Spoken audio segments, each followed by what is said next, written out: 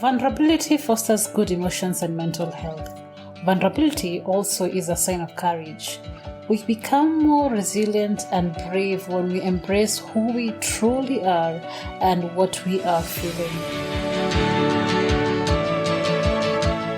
The Vulnerable Scientist podcast is a space for scientists who are honest and authentic or are working towards it. Join the vulnerable space by either sending an audio using the link on the show notes talking about your highs and lows as a scientist, or by contacting Sarah Nyariki, aka Nyabuga, to schedule a chat. The Vulnerable Scientist podcast benefits both the listener and the one sharing. You can now rate this podcast on Spotify or put a review on Apple Podcasts or any other listening platform with a rating button. And to share your thoughts, feel free to send an audio message using the audio link, either using your name or anonymously, to be published on the following episodes of the Vulnerable Scientist podcasts.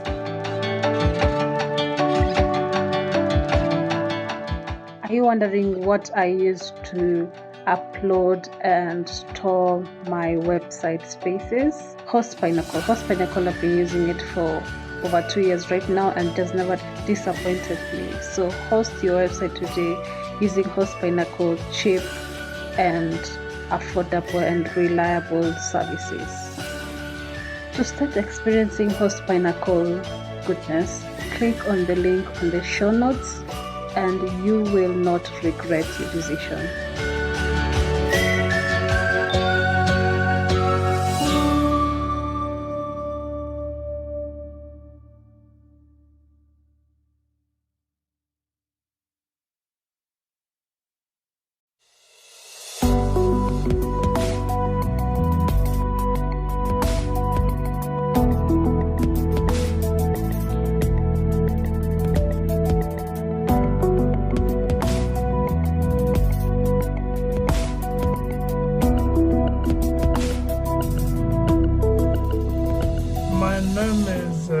Dr. James Nyabuga Nyariki. Currently, I'm a scientist and a lecturer at Technical University of Kenya. So basically, I work at the Department of Biochemistry and Biotechnology. I was born in Nyamira County, and I come from Burabu settlement scheme. So basically, I was born from an area where it was initially inhabited by the white settlers. And I come from the large Oreños family. And basically, in my family, I have 8 siblings, where I happen to be the 7th sibling. And what I can say about my family. So the large extended family that I here refer to the Oreños family. Basically, it's a large family whereby basically I'm James Nyabuga Nyariki, and I inherited this name from my late uncle, who was basically a doctor. He was a medical doctor by the name James Nyabuga Nyariki. So when he died and when I was born, my name basically was adopted from my late uncle. And I can say the family at large is made up of scientists. There are pharmacists in our family. We have nurses. We have medical doctors in the family. We have journalists. And of course, we have some engineers in that family. And basically, if I can give a brief background, I started my primary at a school known as Nyagacho Primary School, where I went up to class 3. Then I proceeded to another secondary across the border, that's in Bomet, because I just come from exactly the border between Nyamira County and Bomet County. So class 4 and class 5, I was in a primary school called Mogoyuek Primary School. And it happened that My dad was very keen, especially in my education. After class 5, my elder sister, who was just from college, she was employed as a primary school teacher. And at that point, my dad decided now that I have to move away from Uyuek and join my sister at a primary in Nyamira County. And basically, I moved directly from class 5 to class 7.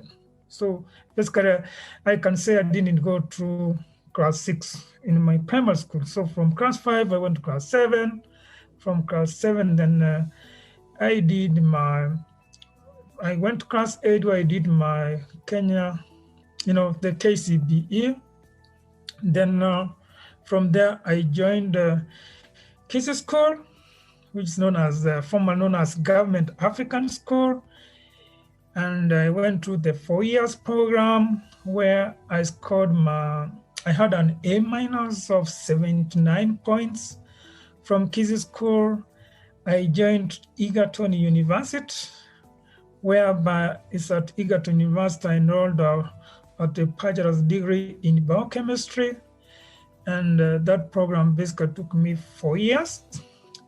And I can say that I started my master's immediately after finishing my exams, the second exams of my 4th year, that's 4.2.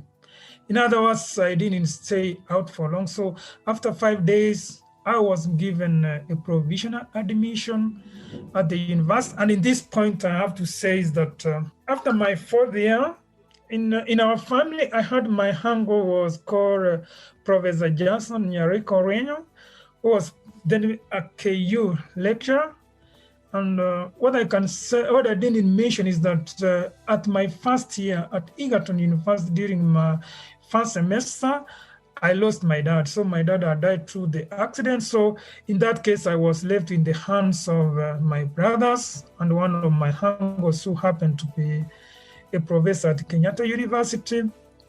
And I have to say from the onset, after I finished my 4th year, it's the same uncle who was at KU who had to send me back to Egerton. So told me just, okay, you don't need to go and look for a job. Have been looking at the way you have been performing from your 1st year to 4th year. So he told me you can go and apply for provisional admission.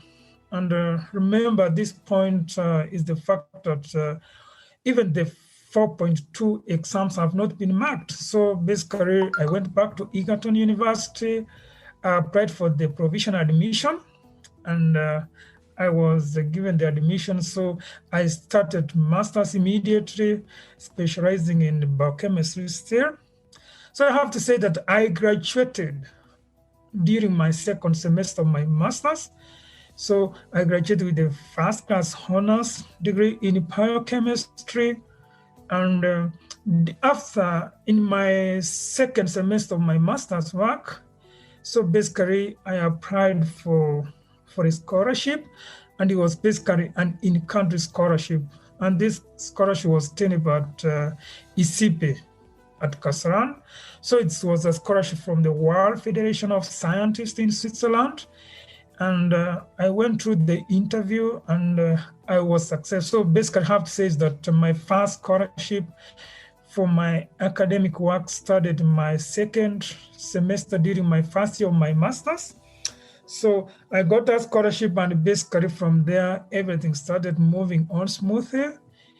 And after my coursework, I had interest basically looking at some of the neglected tropical diseases. And it was at that point that I came in contact with another lecturer at Egerton University who had just come from the United States of America.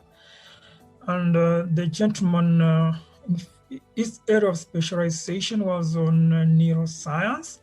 So I had a chat with him at that point. So basically tell me, okay, what area do you really want to work on? So I decided, okay, can I just try on this neglected tropical disease, which is basically human African trypanosomiasis.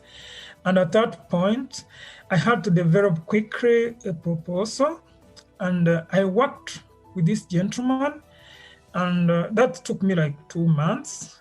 And within that period, so basically, I had to apply for a grant from WHO, and so we submitted, our proposal, and within 1 month down the line, I was successful. That now we were awarded the 6.5 million, that's the Kenyan shillings, and from there I took off immediately with my proposal, where I went to Kenya Trypanosomiasis Research Center, which is KETRI, currently it's called Biotechnology Institute. And in that case, so basically I was working on the role of coenzyme Q10. I'll talk about this coenzyme Q10. So basically it was an anti-inflammatory and an antioxidant agent. So basically I was looking at the role of that antioxidant agent in terms of whether it can attenuate the inflammatory responses and severity associated with human African trypanosomiasis. So I enrolled in that institute, and I took up my project. Then, which basically I was working on an animal model, and within 5 months, so basically I was done with that research project. And I started writing my thesis at that point. And I was able, out of my master's project, I have to say that I was able basically to develop, and to come up with 3 manuscripts, which are basically published, which you can always go online and read. And my master's basically took me 1 year, 8 months. And basically I had to graduate with that master's, and secondary, I was awarded a Vice Chancellor's Honor Award during that graduation, because a Vice Chancellor's Honor Award at Egerton University by that time was being awarded to master's students, especially, number one, you have to finish within the 2 years window period for a master's program. And at the same time, another factor they were considering during that time was the fact that any student who was to receive the Vice Chancellor's Honor Award, you must be able, at least during your coursework, you should have scored something like not less than a B. So basically, they are awarding us 75 points of not less than a B. In other words, it means in that case, majority of the coursework, you should score more A's. In fact, there's a couple of, one individual who influenced me to science, as I've said, is my hunger. In fact, he passed 1 month ago. The late Professor Jason Nyariki. Himself, he was a scholar, and he was an historian, but he had ambition for anyone who wanted to do science. He was always ready to support the individual. My hunger was the pillar for me to venture into science. Another person was my brother. I have a brother in the United States of America who has basically gone through all to the PhD program, also in the scientific discipline. And the two guys, basically, as I've said, they critically monitored my academic progress through my primary to the second, and then told me, look here, gentlemen, from what we see, you can make a great scientist. And in fact, even after my high school, they told me, why don't you go and do biochemistry? And I can tell you, after my high school, I just had to select biochemistry. And in fact, as I've said, my late Hango was a professor, because he himself started teaching at Egerton before he went to KU. And he told me, no, you just go to Egerton, and it's a good area. So basically, the two were very fundamental in shaping me to accept, to appreciate, to develop passion for science, especially in biochemistry. And secondly, as I can say, my main supervisor during my master's work, especially Professor Alfred Isaac Orina, was also very instrumental because the gentleman was come from the United States of America and he was there to support me. So basically, the three individuals developed, they made me indeed really appreciate and accept and develop passion for science. And I took it positively. And I have to say that from there, I've never looked back.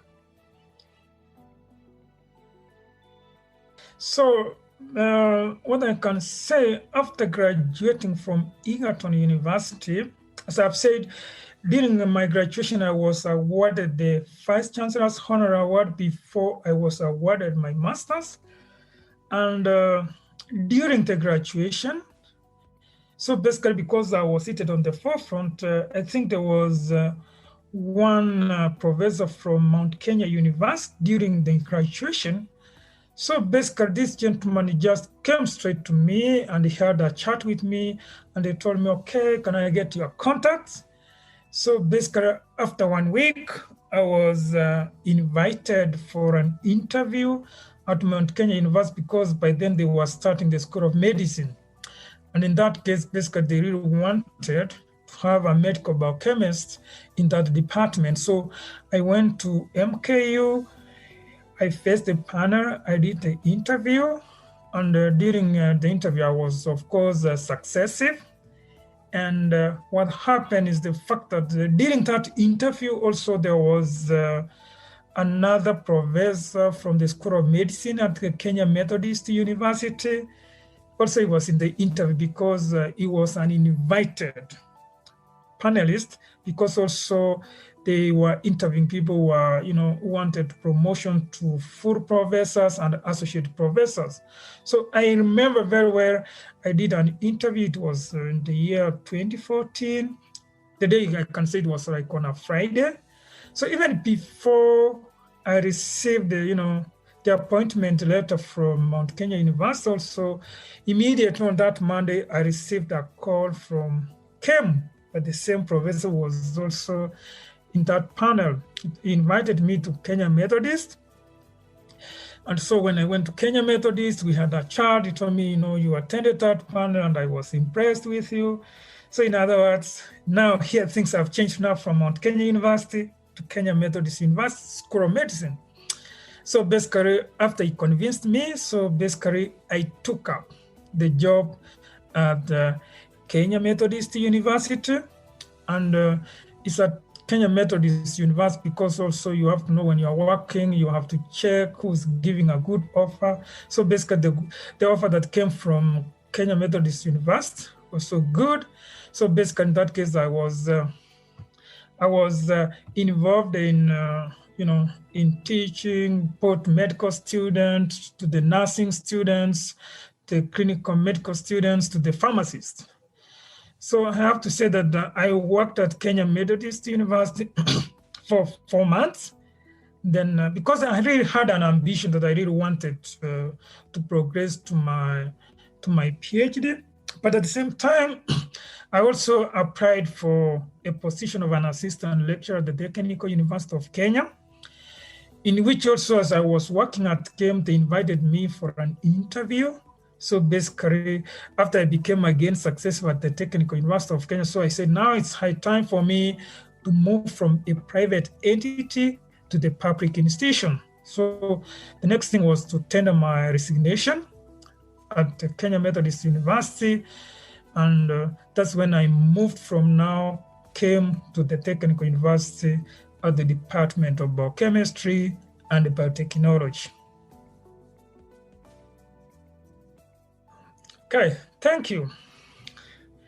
My main mentor, especially now after I landed in TUC, I have to say that in TUC I only worked there for 4 months before I proceeded to German for my doctorate degree. So when I landed in TUC, when I landed in Technical University of Kenya, it's that TUC now again where I met my former supervisor for my master's work, Professor Isaac Orina. Then from that point again, he told me now, since now you have been enrolled here, so basically it's high time for you to go on for your studies. And at the same time, I was always in contact with my brother, who was basically a good mentor, always motivated me that it's good to do science, you are a bright guy. So at that point, I really wanted to go to the United States of America to pursue for my doctorate. So basically, I was preparing to do the graduate record examination. And at the same point, because also I really wanted to have a solution to malaria, I started reading a little bit more on cerebral malaria in conjunction with the Professor Rina. Then at that point, I really wanted also to go to German, because when I was interacting with Professor Rina, there was also another lecturer now at the University of Nairobi called Dr. Mecha. He just came and said, hey, look here, guy, why don't you go out and get a new settings so that now you can get a new experience? So at that point, I just started looking for professors across the German institutions. I would go to the website to see people who are working on tropical diseases. I would write good concept. In fact, I have to say that I made almost 50 applications across the universities in German. I was so lucky that one guy had to reply, was working on cerebral malaria. And at that point, so basically I had to write a proposal, put in everything. With the encouragement of Professor Rina, then I had now to proceed through a DAD scholarship at the University Hospital of Bonn, where basically I worked on cerebral malaria. So these guys, they were always instrumental to me, like especially I can say Professor Isaac Corina, the guy who was always in touch with me. Together with my late Hango, they will always contact me. They will tell me, look here, we don't need anything less than a doctorate degree. And basically, they always encouraged me. They told me things might not be easy as you might think, but the most important thing is that just go compose yourself, work hard, and they told me just within 3 years, you have your program. So basically, I took in their words. And I was always in touch with them, because even when I landed in German back at home, there was some work we were doing. So basically, we always interact. They will always encourage me.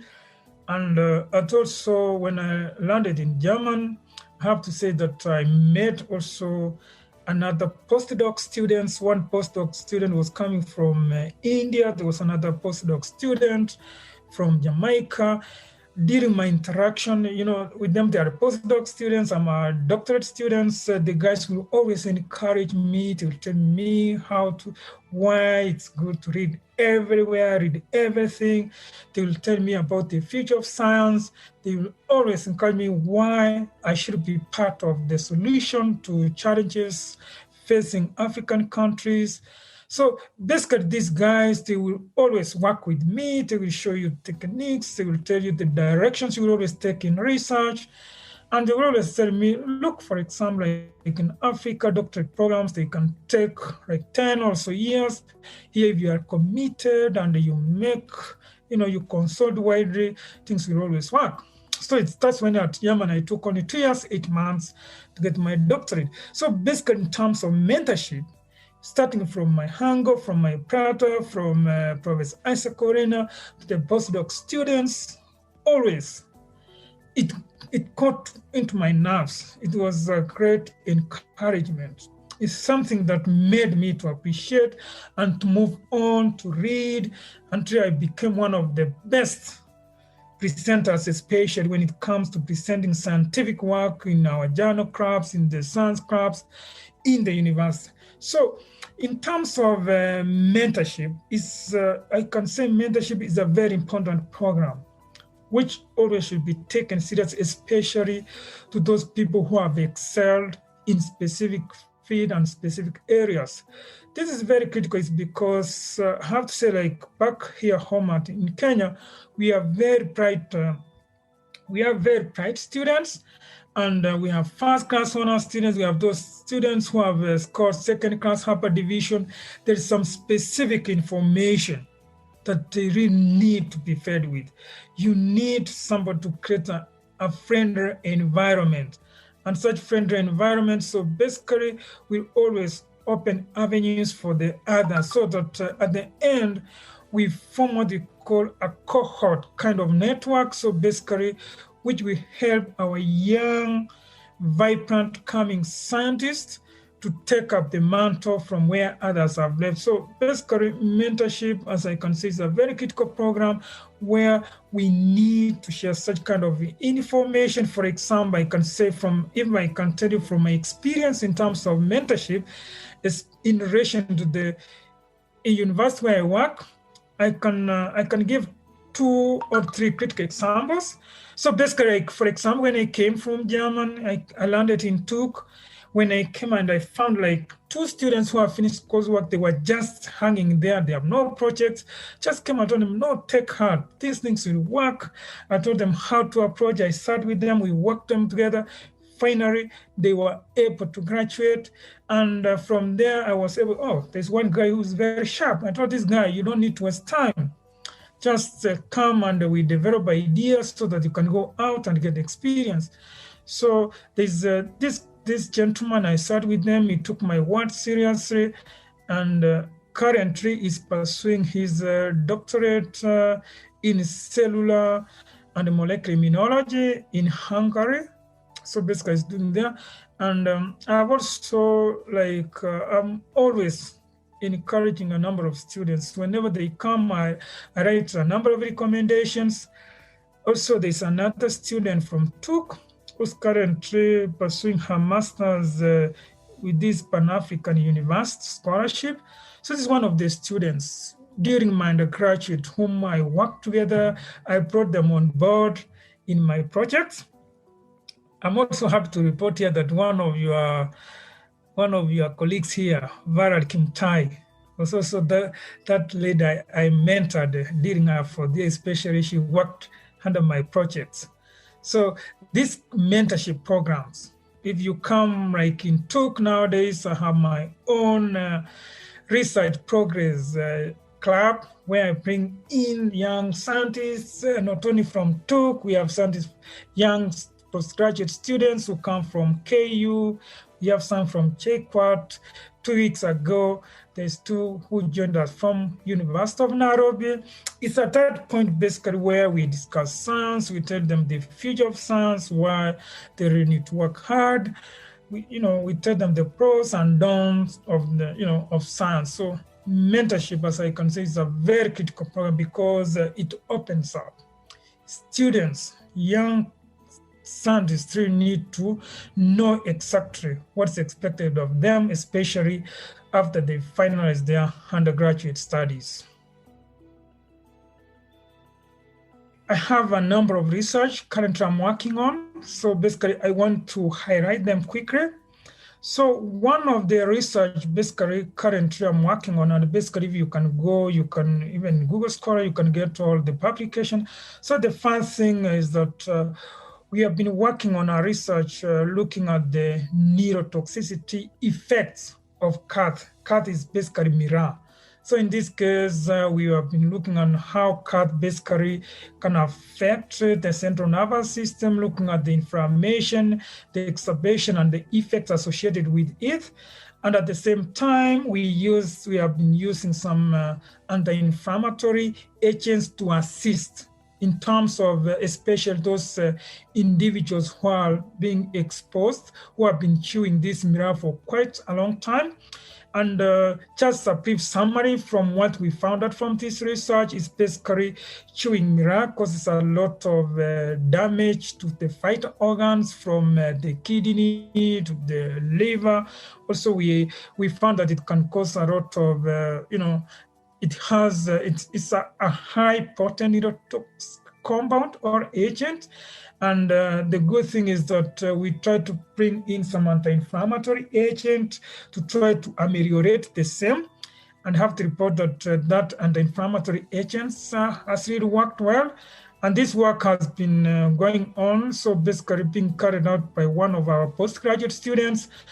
And from this work, basically, we have published like 2 papers. And what I can say from it now to the society, we are warning, in as much as I know it could bring in a lot of political tension because miraa or CAT is usually associated with some economics. So it's an economy, something that really people like in Meru and other region, eastern, let's call it eastern part of Kenya. It's really very important in terms of basically in terms of finances, generating income, and it's part of how the Kenya can develop economy. But in terms what we want to say that chewing mirror in terms of health is not a good thing. That's the first research. The second research we work on is on human African trypanosomiasis, which is basically a neglected tropical disease. And in this case, basically we work on animal models where we use Swiss white mice. And this the study have been going on because it formed the base of myself from when I was in my undergraduate and from my master's work. And this study basically, as I'm saying, currently we are also working on a compound known as coenzyme Q10 to see in the presence of this compound with the drug called Mirasopro, what is the fact that the current drug that's used to treat human African trypanosomiasis is usually highly toxic. And in most cases, if you treat, let's say, like 20 patients, you are very sure that 2 will die. So basically, we are using this coenzyme Q10 in conjunction with this Mirasopro to see how they will improve treatment outcomes. So basically, looking at the developing countries, like in Kenya. So basically, we want to come up with an alternative and a better treatment. So basically, to deal with this neglected tropical disease. And another aspect, kind of what research also I'm working on is on human cerebral malaria. As you are very much aware, is that cerebral malaria is basically a severe form of malaria, which is the complicated form. And currently, there is emergence of resistance against this artemisinin-based combination therapy with those lumefantrine. And these cases have been reported in Southern Asia. Recently, they have been reported in Rwanda. And basically, I'm developing this study from my doctorate degree, because also in doctorate degree, I really did a lot of characterization of inflammatory mediators associated with human cerebral malaria. And currently, I'm working on a combination therapy, a therapy that basically looking at the role of, again, coenzyme Q10 together with chloroquine to see if we can bring in chloroquine together with this coenzyme Q10 so that we can shut down and improve the treatment outcome during human cerebral malaria. And I have to report is that this work is progressing well. And this is the kind of research, so basically, which is being undertaken by another postgraduate doctorate student. And so basically, I'm looking forward that at the end of the day, we'll form part of the solution to dealing and the prevention of this cerebral malaria, because what we know, if you look at the WHO reports, clearly the 2020 report says that over 229 million people worldwide, globally, they suffered from malaria. And out of that, we had almost 405,000 individuals dying from malaria. So basically, malaria continues causing high morbidity and mortality rates. So basically, we want to be part of solutions to dealing with this malaria menace in the society. And another aspect of my research study, we work on toxicological studies, especially we are looking at, for example, you have been hearing cases in which people going to the bar, like when they are taking liquor, when they are enjoying their beer, the beer is usually spiked with some drugs, just call them sedative drugs like solibidam, midazolam. So basically, we are looking at the detrimental and deleterious effects of spiking alcohol, how they basically can affect is those conditions being exacerbated whereby you have spiked alcohol. So that's another study which was formerly carried out by a student who has already graduated with a master's, but still I'm continuing with the same studies now, looking at the effect, especially at the molecular level, so that now we can give some further recommendation to the Minister of Health, so that now people can be really punished.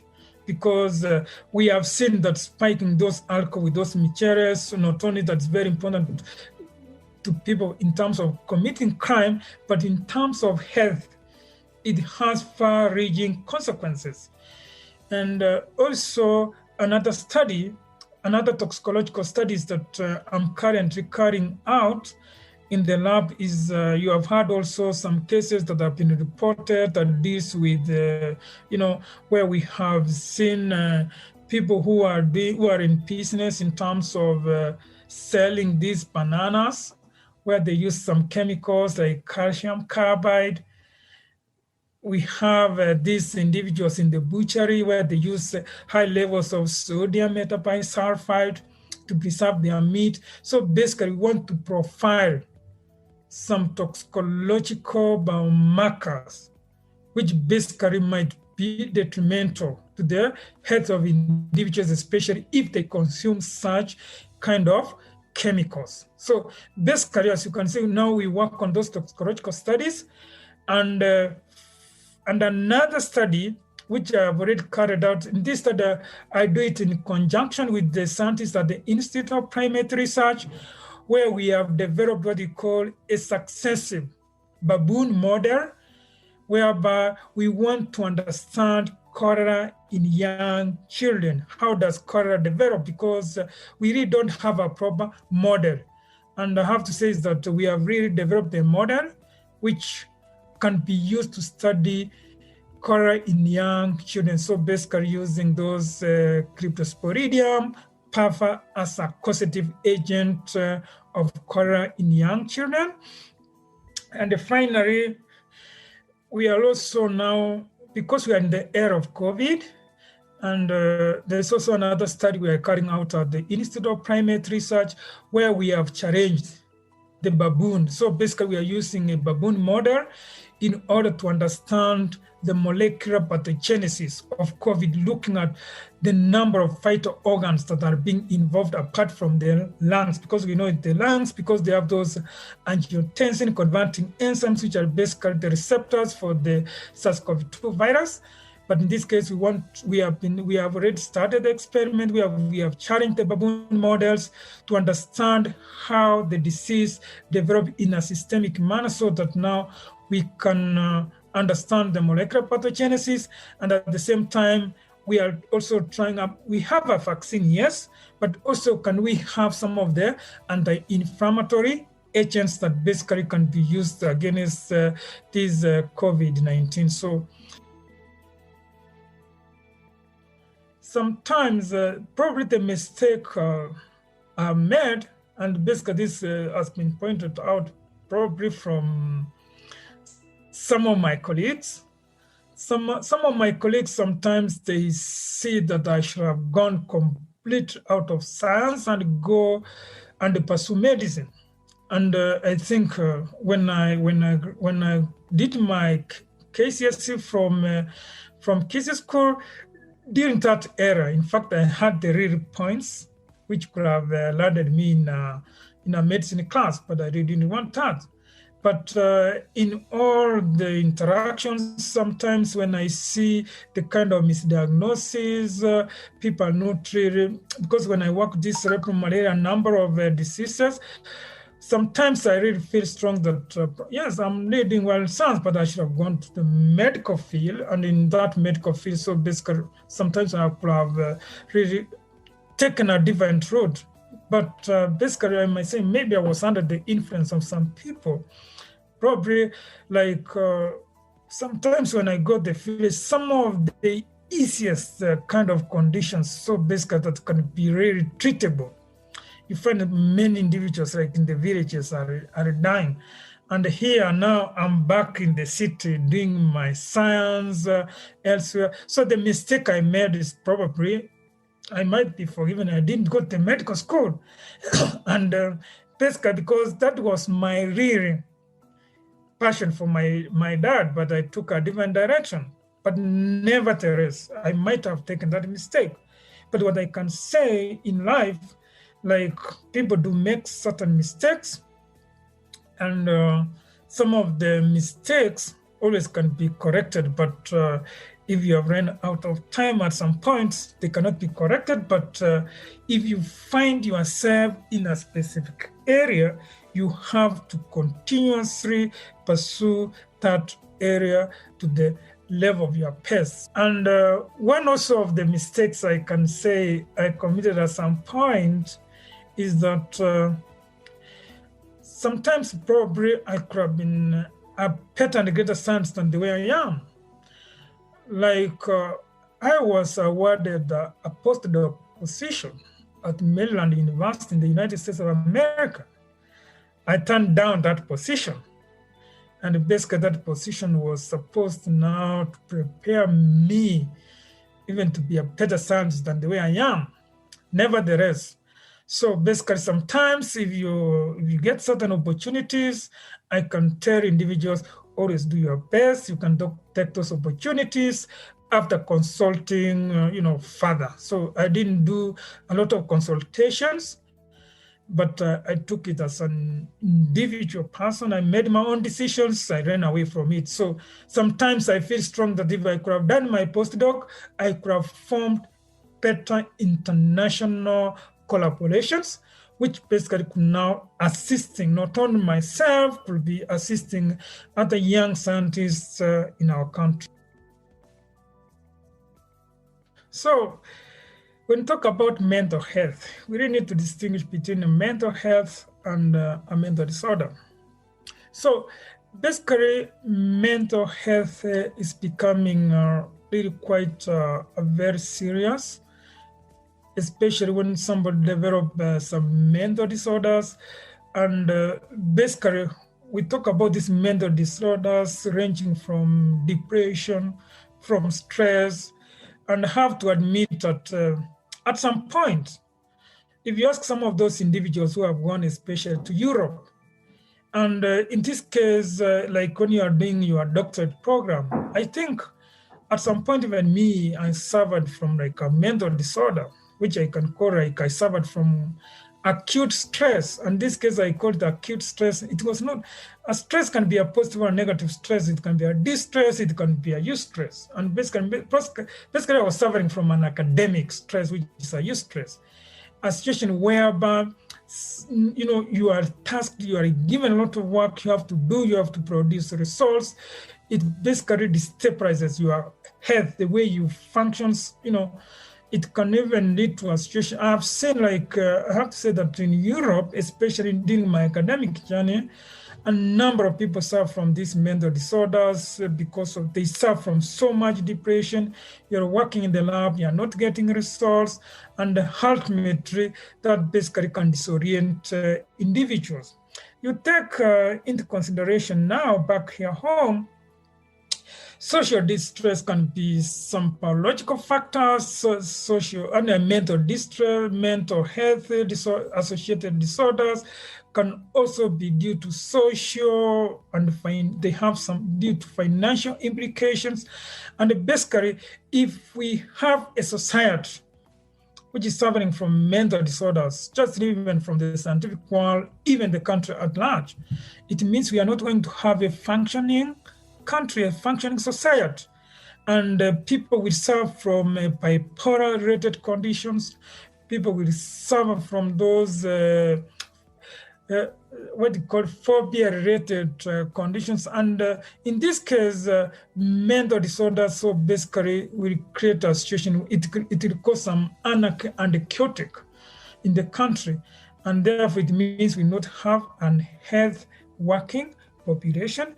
And if you look at globally, mental health, if it goes unchecked, it's going to be really catastrophic, because what we are seeing is a situation whereby we are going to have a population that's really not functioning. People are suffering from depression. And if you can take, for example, in the case of our country, a lot of murder cases are usually associated with depression. So people commit things uncontrollably. So mental health associated disorders, as I can say, they are highly catastrophic.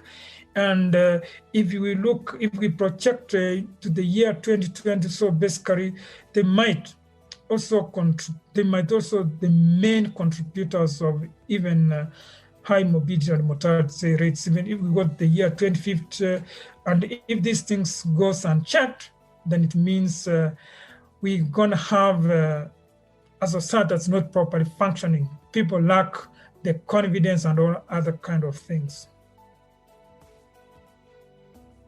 Thank you for your question, especially you're saying in the area of science. So basically, as I've said, science is a promising field. And there's quite a number of opportunities. For instance, we have research institutions. And these research institutions, so basically they can absorb the best students. We have pharmaceutical companies. Basically, pharmaceutical companies that basically develop drugs, vaccines, and these pharmaceutical companies always, they are in demand and they require noble and high upcoming young scientists. So basically pharmaceutical, there are very good areas where we can pursue such opportunities.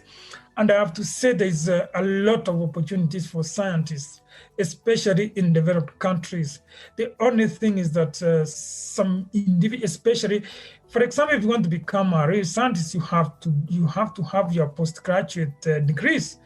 And if you go to America, Canada, Germany, there's always opportunities for young upcoming scientists who have taken their work seriously. For example, I can just say critical here, if you want to pursue like biochemistry, biotechnology, like in America, the only thing you need to do, take your time, go and do your graduate record examination, apply, you get those opportunities to go and study and work in those countries. If you want to go to Germany, you need to check the websites, go across the German universities, just go to their website. They are looking ever for students who really want to work on those institutions. And of course, some of us who come from these public universities, what we know is that universities, they tend sometimes to retain their best students. If you graduate with the good first-class honors, the university will always retain you as a graduate assistant so that you can always be involved in what we call a career and academic development programs. Also, even university potential source of opportunities from research centers, from from pharmaceutical companies. Also, we have these companies that basically sells reagents, they sell equipment, they require science, they require biochemistry, companies that which sells like like these PCR machines, they sell for cytometer. They want people who will go there and explain how they will what such machines will work. So basically the opportunities are there. The only thing is that people need to work from their comfort zone, explain them, and interact with some of the people who have made it through. So basically, my future prospect is that we are really trying to develop a really proper research forum, and with my colleagues in TUC, especially with Professor Orina. So basically, we want to bring on board, we really want basically what we have planned for, especially for our postgraduate students, we want to attract grants from malaria, from, even now we are venturing also into cancer. And we want to train some postgraduate students up to master's levels. And at that point also, we want to make sure that also they go out now to get new experience. So basically we are expanding our program. And most importantly, I didn't mention it here that in my small research, program, we have always won some innovations for some products we are trying to develop, basically, even though it's some little amount of money. And with some of our innovations, we want to go further to see how basically we can deal with this malaria menace.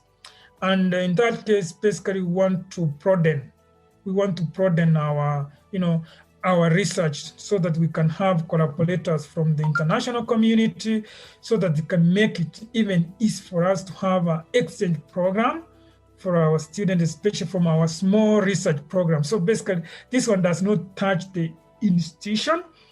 And we have really competed. Like I have to say, last week, we got some collaborators from, one collaborator from Massachusetts University, where I was attending the advanced immunology course, which I had won part as a small scientist from Africa. So ours is basically, we want to expand the horizons of our research forum so that we incorporate our students, and from there, so that we can have more students going outside there.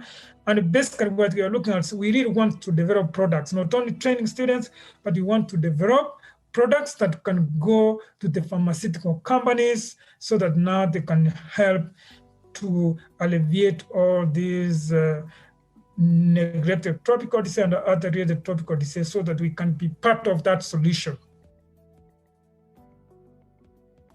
It's a complex challenge that's really causing a lot of menace globally, because if you check the WHO statistics, they can tell you that antimicrobial resistance, the mortality or the death that's usually occurs in every year is around 700,000. What does that one tell you? That if it goes unchecked, in the next 30 also years, these cases can go up to 10 million. And basically the question comes, what's really contributing this antimicrobial resistance? As we know, when talking about antimicrobials, we are talking about those viruses, we are talking about those fungus, we are talking about bacteria, we are talking about parasites. So basically the main contributors here is misuse and overuse of the antimicrobial. So any agent, so basically may it be antibiotics, may it be some antifungals, antivirals, and all those things. So misuse and overuse, so basically they become the main drivers, apart from the normal, genetic mutations that are associated with it. So basically it means also another main factor that also contributed to antimicrobial resistance is the quality. It's the quality of drugs. So basically, in terms of quality, it has been compromised. The real active ingredients. So basically, as we talk about generic drugs. So in other words, people, because of the economy, and when you look at all these factors compounded together, then it means that we are really trading in a very dangerous ground. Especially, I can tell you that in terms of clinical development of new antimicrobials is running dry. There's lack of commitment, there's lack of funding that's coming to deal with this menace.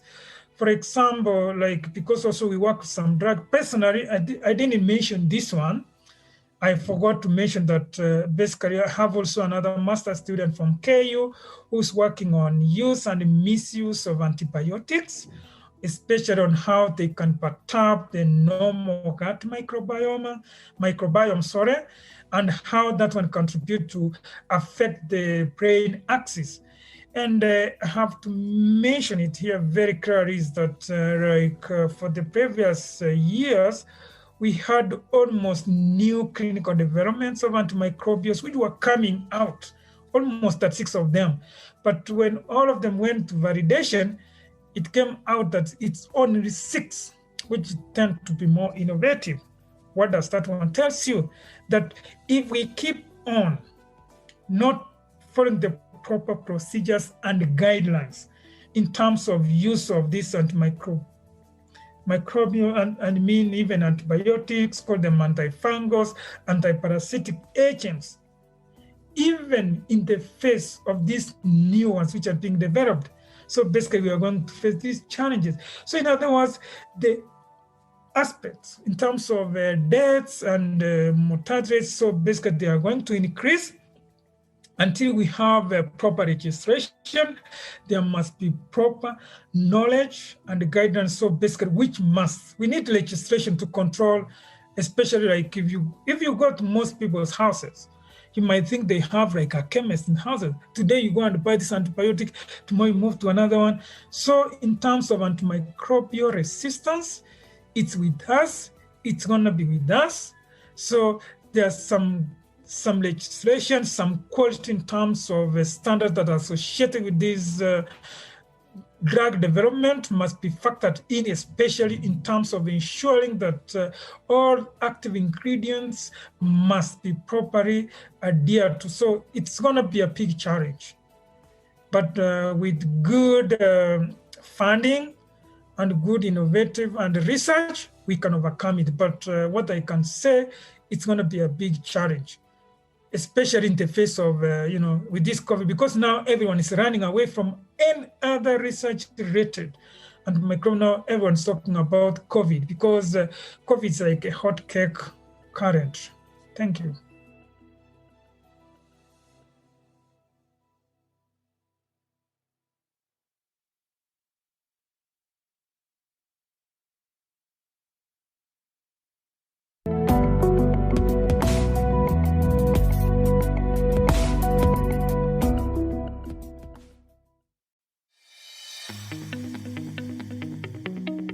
Do you want to start your own podcast?